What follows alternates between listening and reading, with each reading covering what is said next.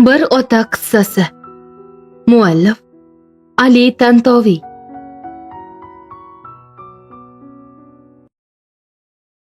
Mahkama ishchilari ketgandan so'ng men ham ketish uchun paltoyimni kiya boshlaganimda bir qariya oyoqlarini bazur sudrab kirib keldi. Salomlasharkan stolga suyangancha turib qoldi va xalloslagan ko'yi: "Boshimdan o'tganlarni eshitishingizni va menga zulm qilganlarga hukm chiqarishingizni so'rayman", dedi. Men ish vaqti oxirlab qolgan bo'lishiga qaramay unga "Marhamat, qulog'im sizda", deb javob berdim. "Agar ruxsat bersangiz o'tirsam, turishga majolim qolmadi". "O'tiring, zero hukumat o'zini idoralarga mana bu o'rindiqlarni siz kabi murojaat qilib keluvchilar uchun qo'ygan. Marhamat, dam olib o'tiring. Bu davlatning stoli. Meni, otamni yo bobomni stoli emas. Qulog'im sizda". Hammasini bir boshdan aytib bersam, sizdan sabrli bo'lishingizni, yuragingiz siqilmasligini iltimos qilaman. O'zi yoshligimdan gapga no'noqman. Gapni po'st kallasini aytishni o'rgana olmadim. Lekin shunga qaramasdan men rost gapiraman. Faqat haqiqatnigina aytaman. Biroz malollangan bo'lsam-da, shoshmayotganim uchun otaxonni bosh irg'ab tasdiqladim. U hikoyasini boshladi.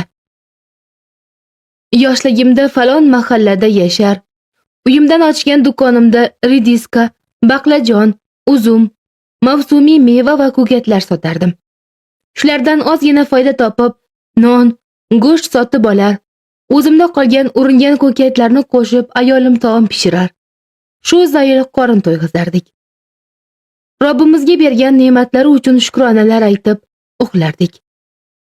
G'amimiz, ertadan tashvishimiz yo'q edi. Odamlar bilan ham, hukumat bilan ham ziddiyatimiz yo'q. Zero hech kimdan hech narsa talab ham qilmasdik. Men hech qayerda o'qimadim. Madrasaga kirmadim.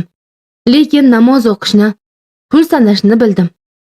Birovni aldamadim, o'g'irlik qilmadim. Tarozisidan urmadim. Halol rizq topdim. Umrimni shunday yashadim. Qalbimni o'rtagan birgina kamchilik farzandimiz yo'qligi edi. Buni choralarni qidirib ko'rdik. Maslahatlar oldik. Mahallamizda tabib yo'q edi. Unga ehtiyoj ham bo'lmadi. Lozim bo'lganda faqat barul attor degan o'simlikning guli va ba'zi giyohlardan foydalanardik xolos. Mabodo tishimiz og'rib qolsa va giyoh bilan chayish foyda bermasa, sartaroshimiz qisqichi bilan yordamlashib yuborar. Ayollarga esa doya kifoya qilardi. Mahallamiz doyasi Ummu Abdunofiyni Alloh rahmatiga olsin. U o'qish yozishni bilmasa-da, 40 yilcha doyalik qildi. Biror kishi undan shikoyat qilmadi. Biz ham oilaviy bo'lib doyalar va ayrim kampirlarni oldiga maslahat so'rab bordik. Yana o'qib, dam soladigan mullalar ham qolmadi. Ammo birortasi kor qilmadi. Endi bor umidimiz Xanobila masjidiga borish. Buning uchun Rajab oyining ilk jumasini kutish edi. O'sha kun ham keldi. Ayolimni u yerga yubordim. Shundan keyin so'rovi ijobat bo'ldi. Men homilador bo'lgan ayolimni juda avaylar, homilasi tushib qolishdan nihoyatda qo'rqardim. Biz kunlarni, soatlarni sanadik. Nihoyat o'sha kun ham keldi. Men tun bo'yi farzand kutib bedor bo'ldim. Kun yorishganda bola yig'isini eshitdim. Ummu Abdunofiy: "Suyunchi, ey Ibrohimning otasi, bola tug'ildi", dedi. Masjidiy riyol pulim bor edi. Doyaga berdim. Masjidiy qiymati 20 piyasaga teng bo'lgan turk tangasi. Chaqaloq tug'ilishi bilan bizlarni butunlay o'zgartirib yubordi. U kulsa biz ham kular, yig'lasa bizga qo'shilib hovlimiz ham titrardi. Bordi-yu shamollab qolsa, hayotimiz zulmatga aylanardi. U ulg'aygani sari shodligimiz va tashvishlarimiz ham ulg'ayardi. Agar biror narsa so'raydigan bo'lsa, bajo qilish uchun jonimizni berishga tayyor edik. O'g'limiz maktab yoshiga yetdi. Onasi: "Farzandimiz ham katta bo'lib qoldi. Nima qilamiz?" deb qoldi. Do'konimga olib boraman. U yerda ish o'rganadi dedim. Nima? O'g'limiz ko'kat sotuvchisi bo'ladimi? Buni nimasi yomon? Ota kasbini o'rganadi. Yo'q, sira bunday bo'lmaydi. O'g'limiz qo'shnimiz Samohiybekning o'g'li Ismat singari maktabga boradi. Men uni kelajagida hukumat idorasida katta lavozimda ishlashini, afandilar kabi kostyum shim kiyishini istayman. Ayolim kun sayin jur'atli bo'lib borar, meni qo'yarda qo'ymay aytganiga ko'ndirardi. O'g'limni maktabga berdik. Topganimizni uning kitoblariga sarfladim. Sinfida a'lochi edi. Ustozlari uni yaxshi ko'rar, qadrlar, oldinga o'tkazdirib qo'yishardi. Imtihonlardan yaxshi o'tib, boshlang'ich shahodatnomani oldi. Shunda ayolimga, "Xotin, mana, Ibrohim shahodatnoma oldi. Endi yetar. Do'konga, yonimga kelsin", dedim. Kutilmaganda ayolimdan bunday javob oldim. "Aslo. Buncha do'konladingiz, shu do'koningizga o't tushsin. O'g'limni kelajagini zoya qilasizmi? Uni o'rta maktabga beramiz. Necha yilda yetishgan birgina o'g'limizni o'qitmasak, qanday odam bo'ldik? Ey xotin, bu gaplarni senga kim o'rgatyapti? Kelajagi, darslari bu nima deganing? Ota kasbini o'rganib, mehnatga chiniqib ulg'aysa, nimasi yomon? Qo'shnimiz Ismatni ota-onasi qayerda o'qitmoqchiligini bilasizmi? Bas qil, biz oddiy kishilarmiz. O'zimizga o'xshamagan kishilarga taqlid qilishimiz to'g'ri bo'lmaydi." Ayolim oh-voh qildi, yig'ladi. Xullas, o'g'limiz o'rta maktabga kirdi. Majburiyatlar ortib borardi. Bakalavrni ham bitirdi. Shunda men istehzo aralash, "Xo'sh, yana biror o'qish qoldimi?" dedim. O'g'lim esa, "Ha, otajon, endi Yevropaga bormoqchiman", dedi. Yevropa? Bu yana nimasi? Aslo bunday bo'lishi mumkin emas. O'g'lim bu gapini ko'p aytdi. Onasi ham u tomon bo'ldi. Sira rozi bo'lmasligimni bilgach, ayolim bor bisoti bo'lgan kelinligidagi bilaguzuk va ziraklarni sotib, o'g'limizni jo'natib yuboribdi. Bundan qattiq jahlim chiqib bir qancha vaqt o'g'limdan aloqamni uzdim. Xatlariga javob qaytarmadim. Bora-bora otalik qalbim bilan uni kechirib, xat yoza boshladim. Undan nima istashini so'rardim. U esa har safar menga 20 lira jo'nating, menga 30 lira deb yozardi. Biz faqatgina nonning o'zi bilan cheklanib, o'g'limizga talab qilgan pulini yig'ib jo'natardik. Yozda do'stlari qaytishar, u kelmas, darslari ko'p, sarflashga puli kamligini aytib uzr so'rardi. Oradan sal vaqt o'tib, oyiga 100 lira so'raydigan bo'ldi. Oxirgi martasida 300 lira so'radi.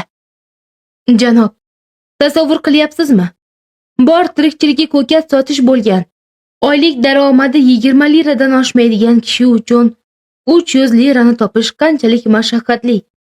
Buni ustiga o'sha kunlari savdo kamaygan. Mabodo kasal bo'lib qolsam yo boshimga biror balo kelsa bormi? O'zim ham, ayolim ham och qolib ketishimiz tayin edi. O'g'limga buncha pul yo'qligini aytib xat yozdim. Do'stlarga taqlid qilmasligini maslahat berdim. Bunga javoban o'g'lim shoshilinch telegram orqali darhol pul yuborishimni talab qilibdi. Janob, men umrim mobaynida bir marta ham telegram olmagandim. Pochta xizmatchisi kelib eshigimizni taqillatdi va menga telegrammani berdi. So'ng bosh barmog'imni olib daftarga bosdi. Qo'rqinchdan qaltirab ketdim. Men uni mahkamadan kelgan xizmatchi deb o'ylabman. Unga yolvorib yig'lay boshladim. U la'nati esa kulgancha ortiga qaytib ketdi. Kechasi nima qilishni bilmadik. Sariq varaqdagi yozuvni o'qiymiz desak, o'qishni ham bilmaymiz. Ko'zimizga uyqu kelmadi. Tong otgach bomdod namoziga chiqdim. Qo'shnimiz Abdu afandiga telegrammani berdim. U xatni o'qib yozilgan narsalarni so'zlab berdi. Menga o'g'lim og'ir ahvoldaligi, pulga juda muhtoj ekanini aytib, darhol pul topib jo'natishimni tavsiya qildi. Holimni yarim narxiga sotdim. Eshityapsizmi janob? Holimni 200 liraga sotdim. Mening bu dunyodagi bor boyligim shu holim edi. Kishilar bir yahudiydan qarz olish mumkinligini aytishdi. U foizga qarz berardi. Men undan qarz oldim. U 9 lira berib har oyda ustiga 1 lira qo'shib olardi. Bu degani 100 lira yil oxirigacha 220 liraga aylanishi kerak edi. Men pullarni olib o'g'limga yubordim va hech vaqosiz qolganimni aytdim. Shundan so'ng u 3 yil menga xat yozmadi. Yozgan xatlarimning birortasiga javob kelmadi. Ketganiga to'liq 7 yil bo'lganda. Bir marta yuzini ko'rmadik. Uy-joysiz qolgandim. Yahudiy qarzini talab qilardi. Oxiri men to'lay olmasligimni aytdim. Ustimdan da'vo qildi. Hukumat ham unga yon bosdi. Chunki men o'zim nimaligini bilmaydigan qog'ozlarga barmog'imni bosgandim. Mahkamadagilar, bu qog'ozlarga siz barmoq bosganmisiz? Deyishdi. Men ha deb javob berdim. Menga qarzimni to'lashim kerakligini, aks holda qamalishimni aytishdi. Qamaldim. Ayolim yolg'iz qolgan. Allohdan o'zga yaqini qolmaganda. U qarigan chog'ida xizmatchilik qilib, quyuqqa narsalarni ichib kun kechirdi. Men hibsdan chiqqanimda qo'shnilardan birini uchratib qoldim. U, "O'g'lingizni ko'rdingizmi?" deb qoldi. "O'g'lim? Alloh senga yaxshilik xabarini bersin. Qayerda ekan u?" dedim. "Rostdan ham bilmaysizmi? U hozir hukumatimizda katta lavozimda ishlayapti. Fransiyalik ayoli bilan yangi mahalladagi hashamatli uyda yashaydi." Boshimdan sovuq ter chiqib ketdi. Onasi bilan tezda o'g'limizni izlab bordik. Uni juda qattiq sog'ingandik. Xuddi yoshligida quchoqlaganimiz kabi quchoqlashni, ko'ksimizga bosishni, qalblarimiz bu uzoq ayriliqdan so'ng unga to'yib olishni juda istardik. Eshikni taqillatgan edik, bir xizmatchi ayol chiqdi. Bizlarni ko'rib jirkandi. "Nima istaysizlar?" "Bizga Ibrohim kerak. Uni shu yerda yashaydi deb eshitgandik. Bek janoblari kambag'allarni uylarida qabul qilmaydi. Yaxshisi ishxonaga boringlar", dedi. Shunda men, "Odobsiz, nimalar deyapsan? Kambag'almish. Men Ibrohimning otasiman. Bu esa onasi", dedim. Shu payt ovozimni o'g'lim eshitib tashqariga chiqib keldi. "Nima bo'lyapti?" dedi u bizlarga xuddi begonaga qaragandek. Ortidan fransiyalik go'zal ayol ham chiqdi. Onasi uni ko'rib yig'lab yubordi. "Bolajonim Ibrohim!" U ikki qo'lini cho'zib o'zini u tomon yotdi. O'g'lim esa tisarilib, onasining qo'li tekkan kiyimini siltab yubordi. Ajablangan xotiniga fransuzchalab nimadir dedi. Keyin bilsak, u bizni tilanchi degan ekan. Xizmatchiga bizni haydab yuborishni buyuribdi. "Janob, tasavvur qilyapsizmi? O'z o'g'limiz bizni hovlisidan haydab chiqardi. Buni ko'tara olmagan ayolim kasal bo'lib qoldi. Hadeb o'g'limni otini aytib alahsiraydi. Men o'g'limni poylab yurdim. Bir safar o'ziga yo'liqdim. Shunda u menga tahdid qilib biror kishiga otasi ekanimni aytsam, o'zimga yomon bo'lishini bildirdi. So'ng, "Mendan nima istaysizlar? Pulmi?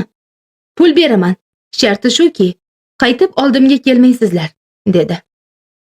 Men u beradigan puldan yuz o'girdim. Yaxshilardan yordam so'radim. Ayolim ham o'z ishiga qaytib, kiyim-kechaklarni yuvib, insonlarning xizmatini qilishda davom etardi. Bora-bora kasallik, qarilik bizni mahv etib qo'ydi. "Janob, sizga bor gapni aytdim. Ayting, endi men nima qilay?" Otaxon gapini tugatib yig'lab yubordi. Men unga, "O'g'lingizning ism-sharifini to'liq ayting. Ish joyi va lavozimi qanday?" dedim. U yig'idan to'xtab menga angrayib qaradi. "U meni o'ldirishini istaysizmi?" "Yo'q, u sizga hech narsa qila olmaydi. Axir hukm da'vodan keyin bo'ladi. Da'vo esa da'vo qilinuvchining shaxsi aytilgandan so'ng ochiladi." Shunda otaxon ancha o'ylanib qoldi. So'ng, "Unday bo'lsa, shikoyatimni Allohga aytar ekanman", dedi. Turdi-da, oyoqlarini sudrab noumid holda tashqariladi. Tamom. Xulosa qilish esa o'zingizdan. Tinglaganingiz uchun rahmat.